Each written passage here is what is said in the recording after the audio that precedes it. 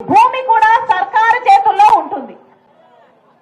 ఎలాగైతే లిక్కర్ వ్యాపారం సర్కారు చేస్తుందో బహిరంగంగా ఓపెన్ గా చెప్తున్నారు క్యాష్ అని చెప్పాల్సిన అవసరం ఏముంది? అంటే లిక్కర్ లో ఎంత సంపాదిస్తున్నారో బయట ఎవరికీ తెలియదు. సర్కారు ఎంత సరుకు అమ్ముతుందో బయట ఎవరికీ తెలియదు. మొత్తం లిక్కర్ మాఫియా ఈ క్యాష్ అంతా మళ్ళీ ఈ నాయకులకే, వైసీపీ నాయకులకే పోతుంది. ఎలాగైతే లిక్కర్ ని మొత్తం కబ్జా చేశారో మీ భూమిని కూడా కబ్జా చేసే ప్రయత్నమే ఈ ల్యాండ్ టైటిలింగ్ యాక్ట్. మీ భూమి మీ చేతుల్లో ఉండాలో లేదో మీరు నిర్ణయించుకోవాల్సిన అవసరం ఉంది. అమ్మా, ఇంతమంది మహిళలు ఉన్నారు. ఈ మహిళలందరికీ చెప్తున్నాను, మీ కష్టము మీకే తెలుసు, మీ కష్టము మహిళలకే తెలుసు, మీ కష్టం మహిళగా నాకు తెలుసు. ఇల్లు నడపడము అంటే సామాన్యమైన విషయం కాదు. ఇల్లు నడపాలి అంటే మీరు చేయాల్సిన త్యాగాలు ఎన్నో. మీ అవసరాలను పక్కన పెట్టి, మీ కోరికలను పక్కన పెట్టి, భర్త కోసము, బిడ్డల కోసం మీరు చేయాల్సిన, మీ కుటుంబాల కోసం మీరు చేస్తున్న త్యాగం ఎవరూ మెచ్చుకోరు. మీ నెత్తిన ఎవరూ కిరీటాలు పెట్టరు. అయినా కూడా మహిళలు చేసే త్యాగాలు వాళ్ళు చేస్తూనే ఉండాలి. వాళ్ళ కుటుంబాన్ని నిలబెట్టాలి అనే వాళ్ళ ప్రయత్నం సాగుతూనే ఉంటుంది. అమ్మా, మహిళలుగా మీ కుటుంబాలను మీరు నడపాలి అంటే ఇప్పుడు సామాన్యమైన విషయం కాదు. ఇప్పుడు అన్ని ధరలు పెరిగిపోయినాయి. అమ్మ చెప్పినట్టు గ్యాస్ ధర అయితేనేమి, బియ్యం అయితేనేమి, చక్కెర అయితేనేమి, నూనె అయితేనేమి, కూరగాయలు అయితేనేమి, ఇలా ప్రతిదీ అన్ని పెరిగిపోయాయి. కానీ ఆదుకునేవాడు ఎవరూ లేరు. ఎవరు ఒక ముక్క సహాయం చేసేవాళ్ళు లేరు. మీకేమో 12,000 రూపాయలు అమ్మఒడి, 12,000 రూపాయలు అమ్మఒడి ఇస్తున్నామని చెప్తున్నారు. అది కూడా ఒక బిడ్డకే. ఎలక్షన్లప్పుడు నేనే ప్రచారం చేశాను. ఎంతమంది బిడ్డలుంటే అంతమందికి సంవత్సరానికి 15,000 రూపాయలు అమ్మఒడి అని నేనే ప్రచారం కూడా చేశాను. ఆ వాగ్దానం నిలబెట్టుకోలేదు జగనన్న గారు.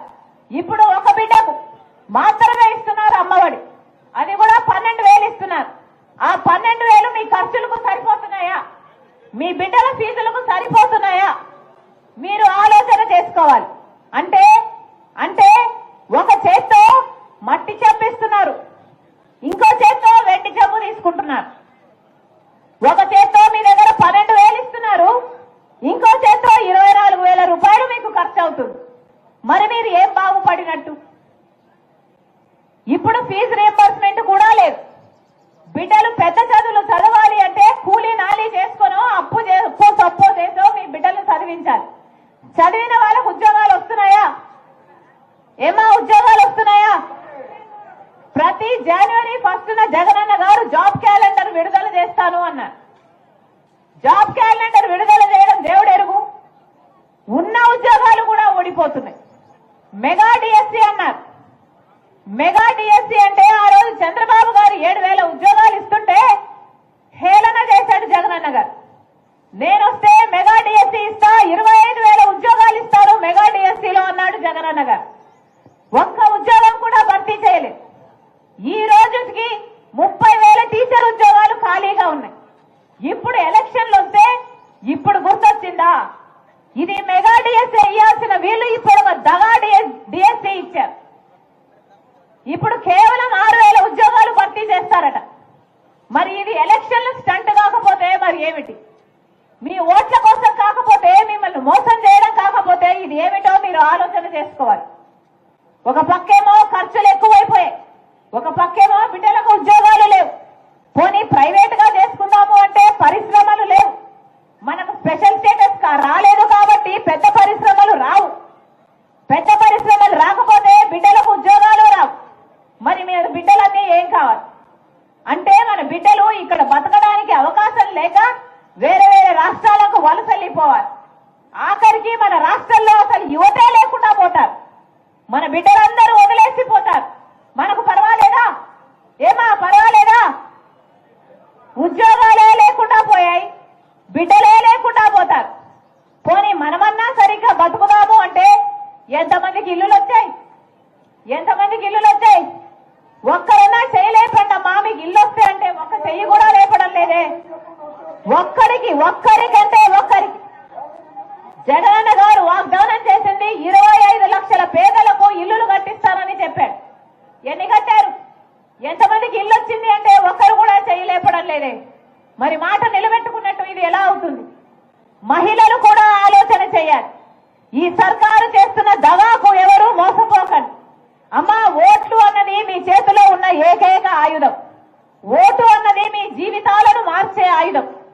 5 సంవత్సరాలకు ఒక్కసారి మాత్రమే ఈ ఆయుధం మీ చేతుల్లోకి వస్తుంది. ఆలోచన చేసి ఓటు వేయండి. మీ జీవితాలు ఎలా మారుతాయి, మీ బిడ్డల భవిష్యత్తు ఎవరి చేతుల్లో ఉంటే బాగుపడతాయి అని ఆలోచన చేసి ఓటు వేయండి.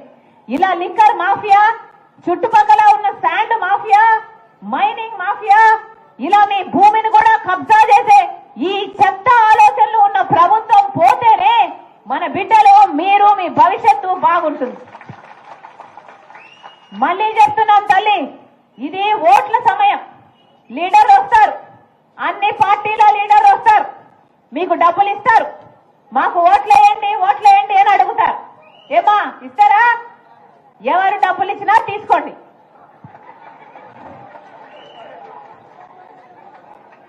ఎవరు ఎన్ని డబ్బులు ఇస్తే అన్ని డబ్బులు తీసుకోండి. మీ డబ్బులే మీ చేతుల్లో పెడుతున్నారు, తీసుకోండి. ఇదిగో చుట్టుపక్కల శాండ్ మాఫియా చేస్తున్నారే, ఈ శాండ్ మాఫియాతో సంపాదించిన డబ్బులే, మీ డబ్బులే. లిక్కర్ మాఫియా చేస్తున్నారే, మీ మొగుళ్ళ దగ్గర తీసేసుకున్న డబ్బులు, అదే డబ్బులు మళ్ళీ మీకు ఇస్తారు, తీసుకోండి, మీ డబ్బులే. ఇంకా ఇమ్మని అడిగి వసూలు చేసుకోండి. ఎవరు ఎన్ని డబ్బులు ఇచ్చినా తీసుకోండి. కానీ ఓటు మాత్రం మీ ఆలోచన అయి ఉండాలి. మీరు మనసు పెట్టి, మీరు మైండ్ పెట్టి ఆలోచన చేయండి. ఎవరైతే మనకు ప్రత్యేక హోదా వస్తుంది, ఇట్లా జగనన్న గారైనా టీడీపీ అయినా, వీళ్ళిద్దరూ బీజేపీ పార్టీకి అమ్ముడుపోయారు. మొదటి 5 సంవత్సరాలు చంద్రబాబు గారికి అవకాశం ఇచ్చి చూశాం. ఇప్పుడు 5 సంవత్సరాలు జగనన్న గారికి అవకాశం ఇచ్చి చూశాం. ఒక్కసారైనా మనకు ప్రత్యేక హోదా కావాలి అని నిజమైన పోరాటాలు ఎవరైనా చేశారా? ఎవరైనా ప్రత్యేక హోదా కావాలనో, మనకు పోలవరం కావాలనో, మనకు రాజధాని కావాలి అనో ఒక్కరంటే ఒక్కరు కూడా నిజమైన పోరాటం చేసింది లేదు. మళ్ళీ దగా పడకండి. ఒక్క కాంగ్రెస్ పార్టీ ఒక్కటే.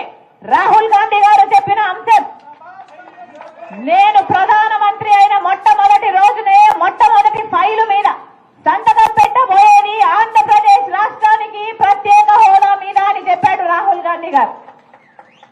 రాహుల్ గాంధీ గారు ప్రత్యేక హోదా కోసం మొట్టమొదటి సంతకం పెడతాను అంటే, మొట్టమొదటి ఫైల్ మీద పెడతాను అంటే ఆంధ్రప్రదేశ్ గురించి ఆ మనిషికి భారం లేకుండానే అంత మాట ఇస్తాడా?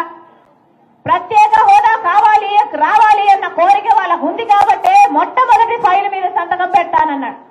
మీరు మనస్ఫూర్తిగా కాంగ్రెస్ పార్టీని నమ్మొచ్చు, ఎందుకంటే అది రాజశేఖర్ రెడ్డి గారి పార్టీ కాబట్టి. రాజశేఖర్ రెడ్డి బిడ్డగా చెప్తున్నా, మీరు ఆశీర్వదించండి, మీరు కాంగ్రెస్ పార్టీని ఆశీర్వదించండి. ప్రత్యేక హోదా నేను తీసుకొస్తా, ప్రత్యేక హోదా కాంగ్రెస్ పార్టీ ద్వారా నేను తీసుకొస్తా. రాజశేఖర్ రెడ్డి